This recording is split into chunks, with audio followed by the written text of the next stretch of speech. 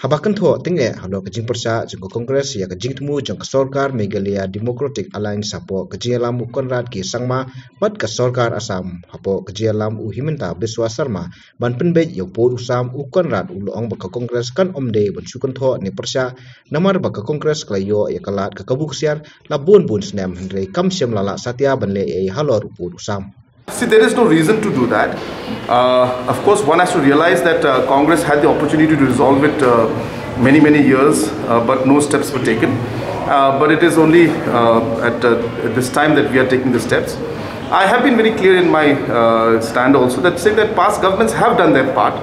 So therefore, I am not trying to play politics on anything credit for we moving forward. I am saying that it's been always a continuous process and everybody has played their role. So at this point, Congress also should realize that they are seeing that there's a process that's moving forward. This needs a resolution, and there is a very strong support from the public also for this to happen.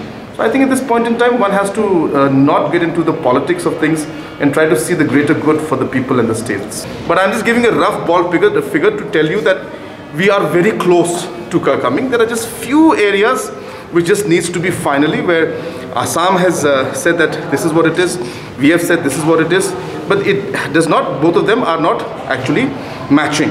So there are some areas where we just need to match it, and we just have to ask Assam, what did you mean when you said this? They will ask us, we meant this, and what did you mean when you said this? So this is how negotiation and how discussions and resolutions take place. So we're just working in that process. Maybe, as I said, hopefully we should be able to close this whole thing in a few days.